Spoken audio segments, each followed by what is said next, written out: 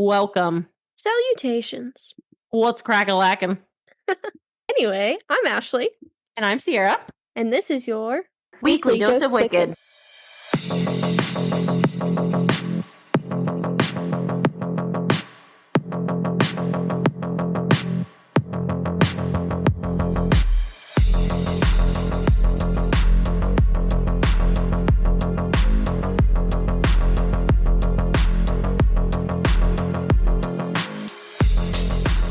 Welcome. What up, dudes and dudettes? How's it going this week, y'all? Having a good time? Having a good week, I hope? Hope it's rays of sunshine. Hoping we're making your day better, making your week better with this weekly dose of wicked. Woohoo! All right. What kind of news we got this week? We got nothing. We got nothing going on.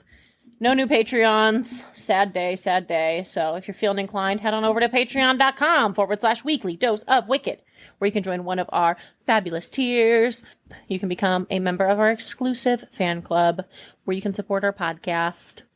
How else can you support our podcast? You can head on over to Facebook or Instagram, where you can like and follow us at Weekly Dose of Wicked on both of those. What else can you do, Ashley? You can leave us a rating and review. Yep, you sure can. You sure can do that. Get us some host buttons. Yeah, it's going to take a long time to get those host buttons. I'm talking years. Maybe we can speed it up a little with our begging.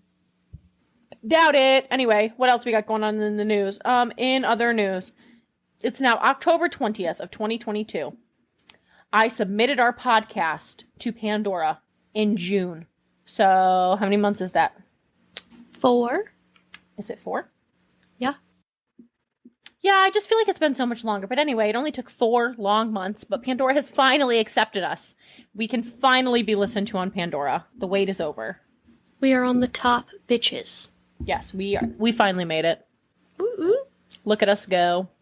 Started at the bottom, now we're here. We also got an email from, I don't know who they are, but some people, and they say that we are a top podcast, and they want us to join them. I think it's spam, but hey. Oh, really? I didn't see that email. Yeah, I don't know. It's something. We'll have to check it out. But anyway, they say that we're one of the top podcasts, and they really want to work with us. So we'll see if that means anything or not. I mean, I think we're the bee's knees, so, you know. Are you frozen, or you just have nothing to say? Oh, I was reading our emails. Oh, okay, gotcha. Other news. I did find my purse. It did not get stolen. I did not pack it in a box. It was actually just in my car. So Ashley said none of you care, but I just wanted to update you since I feel like you've been on the struggle bus with me and my missing purse. Here's an idea, Sierra. Clean your van. Here's an idea, Ashley. Shut your mouth. Anyway, you ready? I'm ready. Are you ready to roll into this case? Do you know what it is? No, you don't know. No, because you didn't know what you were doing when I talked to you earlier. Yeah, so at like 6 o'clock, Ashley and I are talking on the phone. She's on her way home from work, and she's like, so what are you doing tonight for a case? And I was like, I don't know. She's like, you don't know? What do you mean you don't know? It's 6 o'clock at night. I'm like, yeah, I'm not sure yet. What do you mean you're not sure? Like, listen, I fly by the seat of my pants. Leave me alone. I had a case picked out, and then I changed my mind. I'm allowed to do that. Gave me anxiety. I don't know why you get so stressed out. You've known me for how long? Too long. 26 years. 26 years I've been doing this. Too long. Like, I've never changed. Just be quiet, Ashley. No, you be quiet, Sierra. No, you be quiet. All right, anyway, nobody else listen to us argue. All right, so you've probably heard this case, and that's fine because it really bothers me, so I wanted to do it. You're not going to like it. You're going to hate it. Oh, it's unsolved. I don't want to do this. Yep, we're doing it. You ready? Nope, I'm leaving the page. Why? I'm leaving Riverside. You don't even know what it is. It's unsolved. I automatically don't like it. All right, too bad. Okay. Are you ready? I'm ready. We're going to discuss Angela Hammond. Do you know who that is? No. I'm sure you do. Is your phone vibrating? Yes. I can hear it in the mic, so get it off the table. Sorry, it's my cat Snapchat group where we send pictures of cats. Lame. All right. April 4th, 1991. Just kidding. We're not going to start there. I don't know why that sentence is still there. I meant to get rid of that. Boop. Gone. Delete. All right. Angela Hammond was born on February 9th, 1971, to Marcia and Chris Hammond in Kansas City, Missouri. Shortly after her birth, the family relocated to Clinton, Missouri, where Marcia's parents lived. Not long after the move, the Hammonds welcomed a second child, this time a boy, and life was just grand for the Hammonds. Unfortunately, this picture-perfect family would not last, and Chris and Marcia would end up divorcing. Angie, as Angela liked to be called, seemed to still have a pretty decent childhood. I couldn't find anything that said that she was unhappy. Well, that's good. Yep, it seemed like they remained pretty civil. Marcia and Chris, they remained civil. And, I mean, they really all just stayed happy. Angela is remembered as being well-liked around town and having an infectious smile. She was also a petite little thing, standing at just 4'11". Ooh, that's little. Yeah, it is little, right? So this was the 90s. So, of course, she had a kick-ass perm. Ooh. And she had those, like, super stylish 90s bangs, you know? Oh, like yeah. the ones that you have to, like, use the blow dryer and the roller brush to, like, give them the perfect 90s shape. Yeah. Yeah, so pretty much she was just awesome. Anyone who has those bangs, they're dedicated. Yes, for sure. Because I could never do it. Never. I had bangs for a short period. Well, I've had bangs a few times. There was that one time I had the bangs. I'm going to add that picture to the Instagram. You really can. I don't even care. It's fantastic. Actually, please do. Because I feel like all of our listeners need to see it. Oh my gosh, yeah. Are you going to put the one...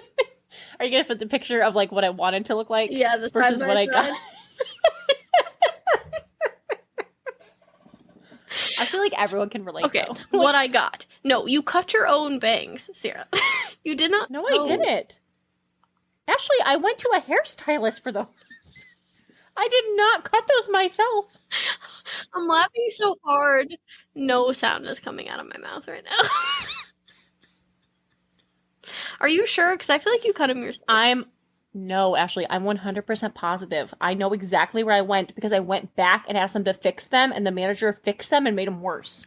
Did you go to I went and got those done. No, I got them done in the Walmart salon. We were grocery shopping, and I said to Jacob, I really been wanting to get some bangs. Would it be okay if I went and got my hair cut at the little salon when we finished shopping? And he said it was fine. And then I came to find him in the store after I was done, and he was like, what the fuck? Oh my gosh, that's hilarious. I really thought you cut them yourself, so. No, Ashley, I really did go to a makes stylist. it better. Anyway, we'll post it on the Instagram. I feel like it's something everybody needs to see. I've had some bad haircuts, but that was by far the worst, I think. Oh my They gosh, were so really? thick. That was the problem. They were so thick. The bangs were so thick. Anyway, it doesn't matter. Okay. Angela's bangs were awesome. Not like yours. I did get bangs. No, that time they were trash. But the next time I got bangs, they were cute. Okay. When Summer did them, they were cute. Are you telling me no? They were wispy. Okay, the wispy bangs were okay, but... I thought the wispy bangs were super cute, but okay, thank you. Appreciate it. I felt like I was hot shit with them wispy bangs. Yeah, super hot. Okay, anyway, it doesn't matter. Angela's bangs were awesome. I can't pull off bangs. It's fine. I envy her bangs. All right, so anyway, moving on. After high school, Angie enrolled in college classes at Central Missouri State University. And she also got a job working at a local bank. I'm not exactly sure what she did at the bank, but she worked nights. She was like a night processor. I didn't know that was a thing. I don't know. Either. Anyway, doesn't matter. So, at the age of 19, Angie meets Rob Schaefer. He was 18 and still in high school, but the two did fall in love hard and fast, which I can 100% relate to. Typical. Yeah, pretty typical. Pretty typical young love.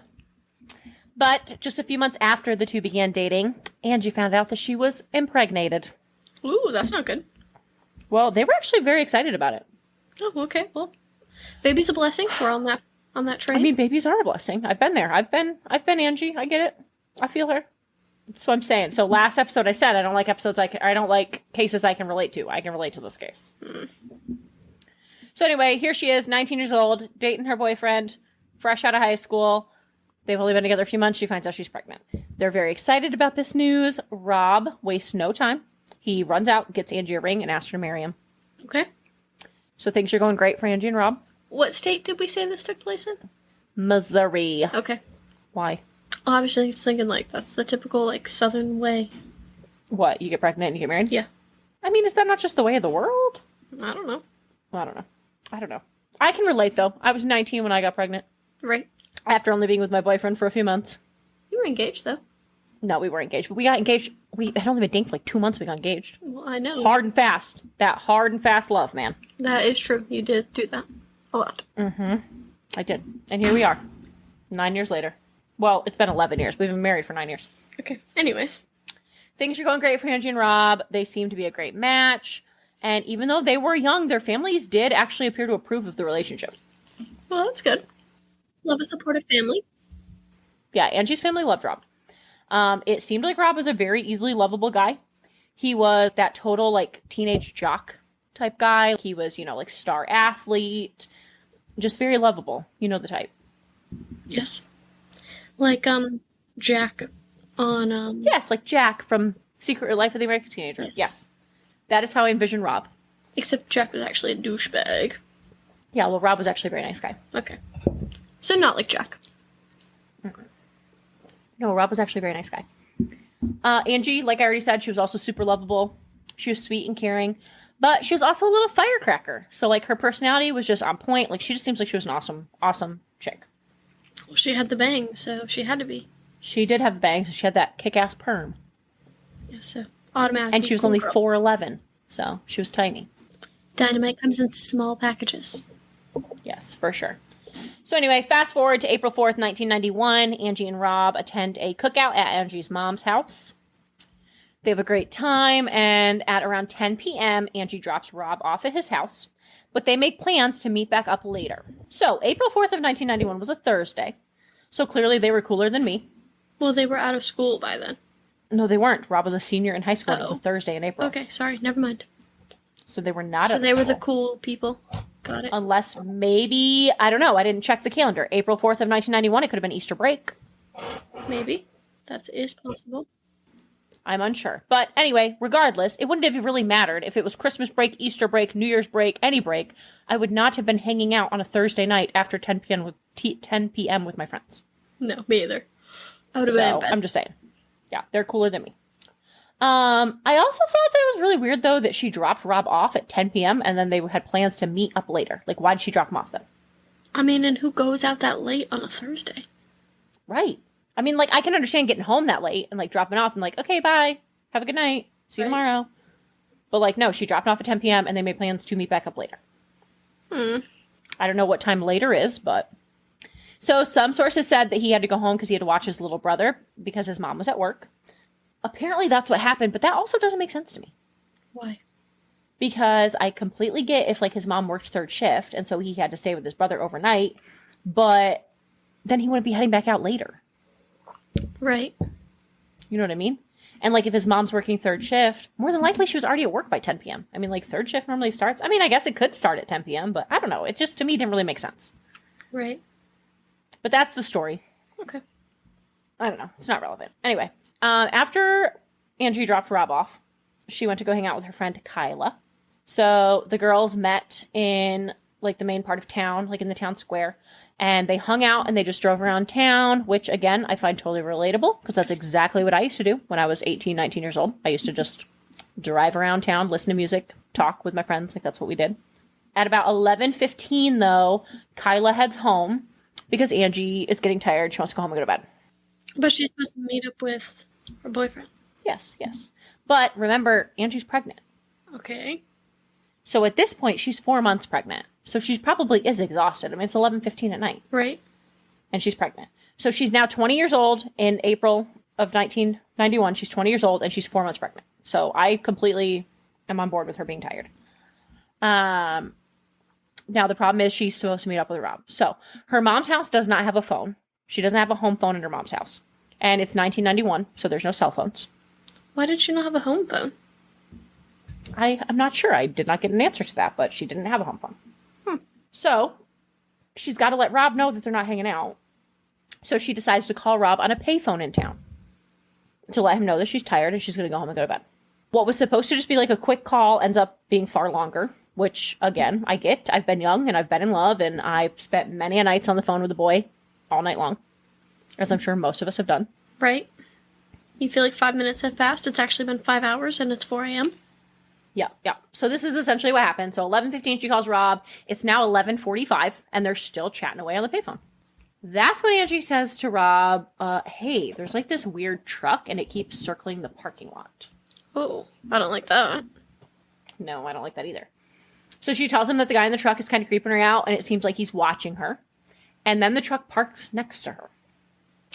The guy gets out and he walks to the payphone next to Angie. It's like 2 payphones. So he walks to the one next to Angie and he tries to make a call, but he doesn't actually talk to anybody. So I don't know if he actually attempted to make the call, if he was just pretending to make a call, but he doesn't actually get anyone on the phone. So then he heads back to his truck and he gets out a flashlight and he starts looking around his truck for something. So this whole time Angie's talking to Rob. And Rob's like, hey, why don't you call out to him and see if he needed to use the payphone? Like, maybe that other payphone's not working and you're holding up the phone. Like, maybe he needs to make a call. So Angie calls out to him and he says, no, it's okay. I'll just try my call again in a few minutes. Rob and Angie continue talking. Not really anything important. They're just chatting. And then all of a sudden, Rob hears Angie scream. And then he hears a man's voice say, I didn't need to use the phone anyway. What can we learn from this? Late at night, you should not be alone. Okay. Not what I was going for, but yeah. And if you're talking to your girlfriend and there's a creepy man, you should probably go there. I mean, my thought process was you should trust your gut.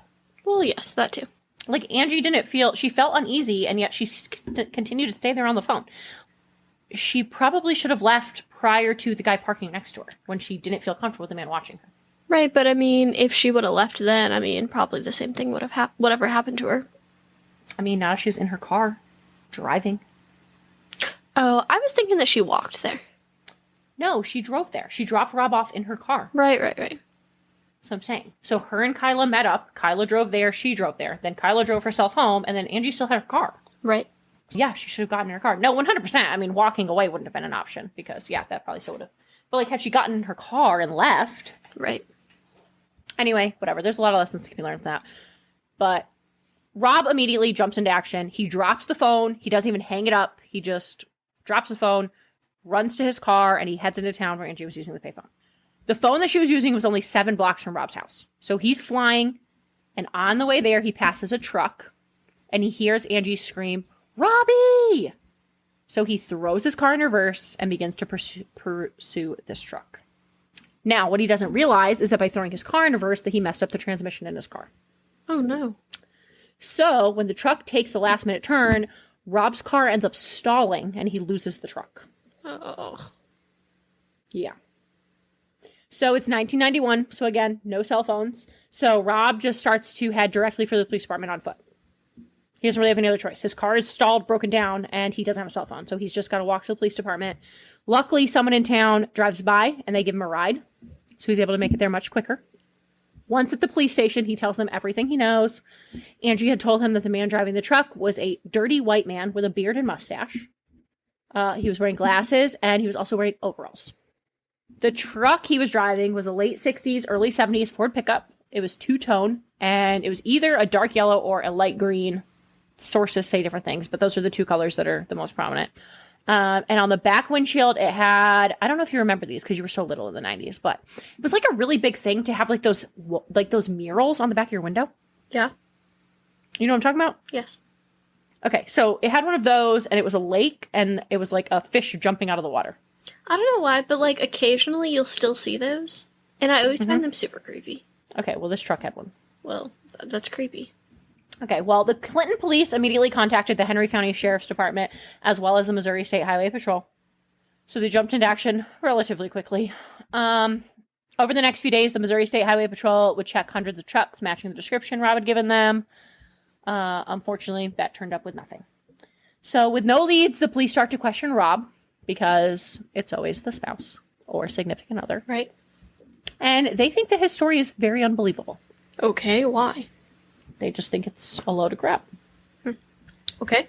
I don't know. They don't believe him. So, I don't know. They start to focus heavily on Rob. The thing is, though, it's like there's multiple witnesses. Kyla can verify the timeline of leaving Angie at 11:15. There's that person that picked him up on his way to the police station just before midnight. So even if, like, we can't account for Rob's whereabouts from 11:15 to midnight, I mean, it's possible he might have, he says like he ran out the door, never hung up the phone. Maybe that was all a ruse. Maybe he was never on the phone with her. Maybe he conspired with someone and he just left the phone off the hook while he killed her. Yeah. To, create an alibi that he was on the phone with her for 45 minutes when that wasn't the case. Even so, though, that leaves 45 minutes for him to murder and dispose of her body. Yeah, that's not very much time. And her body to this day has never been found. So, like, he had to, very well dispose of her body in order for it to not be found for all of this time. I mean, it's been 30 years. Yeah, that's crazy. Nobody. And also, actually, after that, other witnesses did come out and say that there was a suspicious truck driving in the same area as the payphone. So it sounds like his story isn't full of crap? I mean, maybe. That actually wasn't supposed to happen yet, though. I shouldn't have said that part yet. Yeah, so anyway, Rob did end up taking a polygraph test, which we know that you should never do because it's not admissible in court, and also you can get a false reading very easily. Luckily for Rob, though, his polygraph did work out in his favor. The polygraph came back that he was telling the truth on every single question. Right. So 2 other witnesses did also come forward and report that there was a suspicious truck driving around the area of the payphones between 11:30 and 11:45 on the night of Angie's disappearance. So Rob is thankfully cleared. Within just a few days of Angie's disappearance, they connect her case to 2 other local cases. Trudy Darby and Cheryl Kenny are both women who vanished from local towns late at night. Trudy Darby was 42 and working at a convenience store in Max Creek, Missouri. On January 19th, 1991, Trudy called her son and told him that there was a suspicious man hanging out outside of the convenience store that she worked at. Her son immediately headed out to check on his mom, and when he arrived just 10 minutes later, she was gone. Oh, that's not very much time at all. Well, it wasn't very much time between Rob and Angie either. No. More than 10 minutes, though, probably, right? I mean, he was only 7 blocks away, so probably not. Oh, okay. Yeah, probably not. Trudy was then found deceased on January 21st, 1991, just 2 days later. Her body was found on a riverbank 10 miles from the store that she worked at and where she went missing from. She had been shot in the head twice, and there were signs of sexual assault. Ooh. Yes. Cheryl Kenny was a 32-year-old living in Nevada, Missouri. Like Trudy, Cheryl also worked nights at a convenience store. On February 27th, 1991, so just a month after Trudy's disappearance, Cheryl was abducted after locking up the store that she worked at. Her car was left in the parking lot, and Cheryl's remains were never found. All 3 of these kidnappings were within 100 miles of each other. That is close. Yes. So obviously this is unsettling for really the entire state of Missouri. But to this day, they've never connected another case to these 3. So they were thinking maybe they had a serial killer on their hands, but if they did, they stopped killing. Right. So I don't know what you want to do with that tidbit of information, but I just thought it was interesting. So sprinkle that in there for you. In 1994, they did actually solve Trudy Darby's case. Half-brothers Jesse Rush and Marvin Chaney were arrested. While awaiting trial, some jailhouse snitches came forward and say that Jesse Rush admitted murdering Trudy to them, but there was never any mention of the other 2 women. I know how much you love jailhouse snitches, so I wanted to include that for you. They're my favorite. Yep. So the 2 brothers were convicted of Trudy's murder, and apparently the police considered all 3 cases were solved with that. What? Yep. I'm not joking. I'm being serious. I'm being dead serious. I don't know why you're looking at me like that. Like, I'm not even pulling your leg right now. No, I'm being serious. You do that a lot. I do that a lot, but no. No. I mean, they legit, when Jesse Rush and Marvin Chaney are arrested for Trudy's murder, they just link all 3 of them to them. Even though they didn't get a conviction on the other 2 murders, they just think all 3 cases are solved. No more need for investigation. So I know, like, you didn't look into the other case, but, like, did they have sufficient evidence on these guys, or just the jailhouse snitches? They admitted to the murder. Okay. My next line was, even though there's no solid evidence to prove that all 3 cases are in fact related, and that Jesse Rush and Marvin Chaney committed all 3 murders, they still just think that, that's the case. But, so yeah, both of them were convicted. They did both admit to that, to murdering Trudy. The difference, though, is like, Trudy's murder, it doesn't make sense to me that, like, Trudy's murder, they shot her in the head 2 times. I'm sorry, I just smashed the washing machine. They shot her in the head 2 times and left her on a riverbank, and she was found within 2 days. These other 2 women, their remains have never been recovered. Right. So, like, why would they go from being so careless to doing so well? I mean, because maybe if they did do it, maybe she was there first. And then also, like, maybe there was more in between, like, that they practiced with. Okay, but Trudy was in January and Cheryl was in February. Oh, so that's not very far in between at all. Right. I mean, there was definitely a little bit of time between them. And I mean, Angie was in April. So, I mean, you're talking about 4 months. Yeah, that's not enough time, I don't think, to perfect being a serial killer. Right. That's my thoughts. I don't know. To me, it doesn't really make sense of how they could just like lump them all together, but whatever. No, not unfortunately, at all. I don't understand that at all. Like, I am speechless on that. Yeah, well, unfortunately, that puts Angie's case and Cheryl's case actually both on the back burner for years because they really do think that they're solved.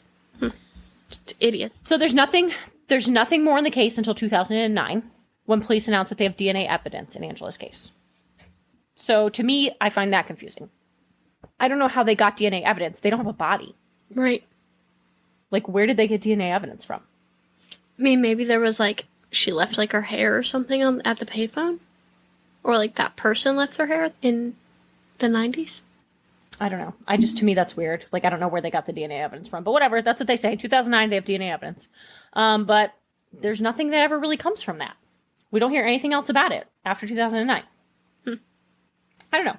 So through the years, police have investigated other theories. And in 2021, they announced a new theory that they're investigating. It's recent? Yeah, very recent. So they received an anonymous call from someone claiming to know details about a letter that was sent to a confidential informant who had helped with busting narcotics back in 1991. They also received a letter from this confidential informant. I don't know why it took 30 years for this information to come out, but it did. So they get this letter, and it's a cut and paste letter. So it's like, I don't know, super 90s, when you've got like a letter made out of news clippings. Yeah. So that's what this is. Okay.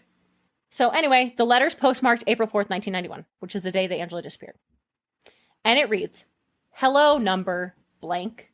We know who you are, number blank. People like you deserve what you get. We know where your foxy daughter is at. She will see us soon. Tell," wife's name, "she has our deepest sympathy in her further loss. Goodbye." That's weird. So first of all, this letter. It correctly identified the confidential informant's number. Like when they said, "Hello, number blank," there was a number there, which was the confidential informant's CI number, and they knew it. It was correct. Okay. They also correctly identified the CI's wife by name. So where I said wife's name, it had the confidential informant's wife's name in that spot. Okay. The confidential informant's daughter was named Angela. It was not our Angela, but his daughter's name was Angela. Okay. So, as far as I can tell, nothing's come from this lead either.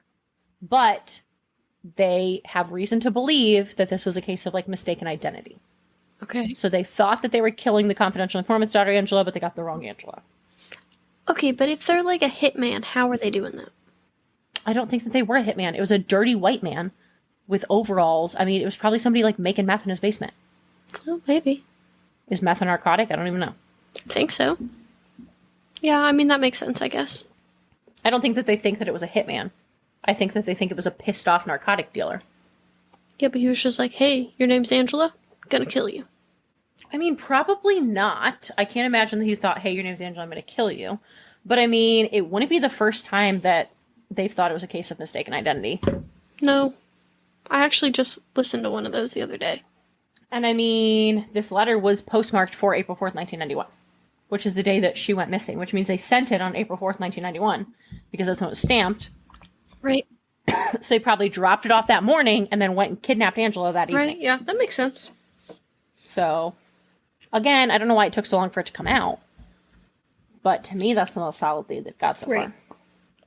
So, anyway, yeah, that's really all I got. Yeah, that's the end. A weird case, not a lot of stuff there. No, there's not. So there's a lot of theories floating around. If you get online and you look into this case, there are a lot of like chat room, like message boards. And a lot of people think that Rob did it. Why? Like a majority think that Rob did it. What's their reasoning that there? Because he was an 18-year-old, what's the word I'm looking for? Star athlete, and he accidentally got his girlfriend pregnant and was about to ruin his life. Yeah, but you said they were like excited and engaged and Yeah, a lot of people think that he is not telling the truth about that, and Angela's not here to corroborate that story. Right. So a lot of people think, like, in interviews that he's done, like, a lot of people think that he looks guilty, like, he looks cold. I didn't get that vibe, but there's a lot of people that hate on him and think that he did this. They think that the story he told is crazy and unbelievable. Most people actually think his story is made up. Yeah. I mean, I think the story does sound a little crazy, but, like, I don't know. I feel like it could happen. I mean, to me, I feel like it's a perfectly reasonable story. And, like, did they look into his car? Was his car really, like, messed up? Did he really mess up the transmission? Yeah, I mean, he left in the middle of the street. And I don't think he would intentionally just, like, destroy his car. I mean, I don't either. I mean, maybe, but if he's really that, like, selfish. Yeah. So some other crazy theories are that Angela was killed and her body was thrown in a well. I don't know why that comes up so often. I don't know. I feel like that comes up very, very often. Like, where are they finding these wells to throw bodies in? I don't know. Like, what kind of wells? I've never seen a well to throw a body in. Right, like, my house has a well. There's no opening for me to throw a body into Right. it. Not that I've looked for one, but I think I would see one. Yeah, I don't know. I just imagine, like, Little House on the Prairie wells. Like, those little, like, granite stone wells that you, like, put a bucket down to get water. But, like, I've never actually seen one of those in Right, person. I've only ever seen them on TV. That's what I'm picturing as well. I've seen, like, fake ones. I've never seen one in person. No, me neither. Okay, and of course my favorite theory, though, is that Angela just ran away from her life. That's it. Yeah, that's it. Because a woman can never just go missing without someone thinking that she's run off to start a new life. It's so stupid. That one makes me so freaking mad. I don't know why anyone thinks, like, that's a good theory to have. I don't know, but apparently there have been numerous sightings of her, like, in other states, and even as far as Canada. People claim that they see her, even now. Not that there's ever been any actual solid proof that they see her, but... Yeah. Huh? Maybe. I don't know. Honestly, She did really run I don't know off what to and think of she's it. in Canada. But why, though? Why would she run off? Well, maybe they're true. Maybe what people are thinking are true. Maybe Rob really wasn't happy. And he threatened her. The theory of her running off is that she was having, like, a hard time at home, like, with her parents. And Rob loved her so much that he, like, made this crazy story up and she ran off because he wanted her to be safe. I mean, is there any evidence that her parents were No. making her life bad? No, there's none whatsoever. So, To me, it's just really crazy. I mean, I was kind of thinking, like, Rob was pretty much like, you have to leave or I'm going to kill you. Or I'm going to kill the baby or whatever. But there's no reason to even think that that is possible. I mean, no, but that would be the only thing I could see of how he would be involved in her running away. I don't know. So her younger brother, I think his name's Lauren. Like, there was some stuff by him. Apparently her younger brother and the son of Cheryl, Okay. I guess, came out in, like, 2000, I don't know, like 2009, 2010, I don't know, maybe, whatever. After that DNA evidence came out. And they were apparently, like, online message boards and stuff. And her younger brother said that the way that the police portrayed it, he just automatically, like, he always thought that it was those half-brothers. It never dawned on him that it could have been anyone else. He never realized that they didn't actually have any evidence on Jesse Rush and Marvin Chaney in his sister's murder. So he just always thought that's who did it. And then when they came out with this DNA evidence, he was like, it never actually dawned on any of us that it could have been someone else. We were all just like, okay, that's who it was, and we just lived with that. Right. Which I thought was so crazy. Yeah, I don't understand why they were so adamant that these guys had everything to do with all three murders. Like, that's still, I like, don't understand at all. I think it was kind of another Gary Thibodeau type thing. Like a scapegoat, they needed someone to blame, and Yeah, they just needed someone to blame because everyone was in hysterics over, like, a possible serial killer. Right. And so once they had someone that they could blame, that's who they blamed. But again, they never convicted them of it. So, I mean, Right. I don't know. Oh, that was weird. Have you never heard that one, No. Pearl? I hate that case. I think it just really, like, hits home to me because, like I said, like, she was 19, 20 years old. She, fell in love with this boy, got herself pregnant a few months later, just really fallen fast and hard for this boy. And then she goes missing from like a freaking payphone at 11:15 at night. How many nights did I stay out? I mean, I can't even tell you how many nights I stayed out until 2, 3 in the morning at that age with my friends or even just by myself. Like I'd go to Walmart or like, you know what I mean? Right. I don't know. I'm just not a fan of those cases that I can relate Yeah, to. I mean, I don't really relate to that one very much. But, like, the last one we did, Katie, I relate to her a lot. Yeah. I hate those. I feel like I could relate to both of them, and that's why, I don't know. I haven't been a fan of either of these last 2 cases. Then I also feel dirty for saying that. Like, I'm not a fan of these, but I'm a fan of other murders. Right. I don't think that it's that you're a fan of other murders. It's that they intrigue you more. I don't know. I just think that that one's crazy, too, because, like, not only is it... They don't have a video, but they have a lot of information on this guy. And on the truck. And, like, they still never found him. A lot of eyewitnesses. They started immediately. Right. Looking for her. And, I mean, it seems like it's, like, small-town America. So there couldn't be that many places they could have went. Oh, you would think not unless they just, like, left town. I mean, I think he would have had to have left town. Right. Removed that fish mural off his car, you know? It just had to be, I don't know. Like, it had to have been someone from out of town. Because it seemed like it was a pretty small town. So, like, if it was someone who lived in town, I feel like she would have known them. Yeah. I mean, was it a super small town, And though? she was, like, have you looked into it? I mean, everything that I've read has seemed like it was a pretty small town. I don't know. I mean, I can't say that without a shadow of a doubt. But, yeah, I mean, everything I've read seemed like it was small town America. He lived 7 miles or 7 blocks from the payphone that she went missing at. Right. So, I don't know. Population in Clinton, Missouri was 8,792 people in the 2020 census. So, not like super small town, but pretty small. I feel like it's comparable to Mexico, New York. You said 8,000? Yeah, that's how many are in Mexico, New York. Really? I think so. We did this with Heidi Allen. Let's see.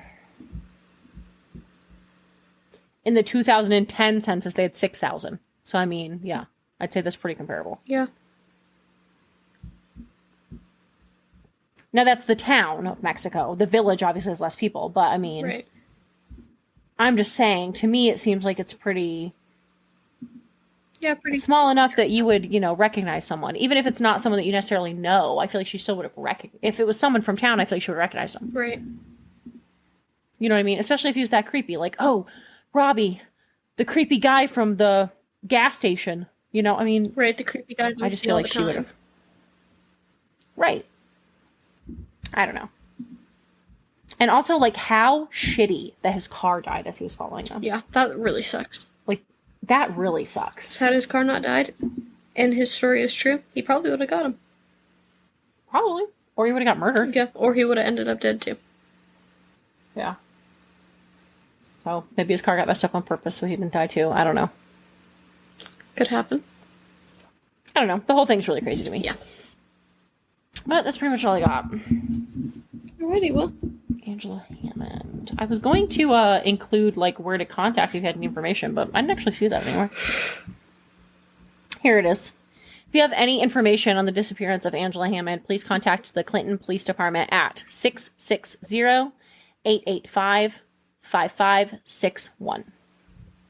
Well, thank you. And on that note, I think we're going to go to bed. Yeah, time for bed.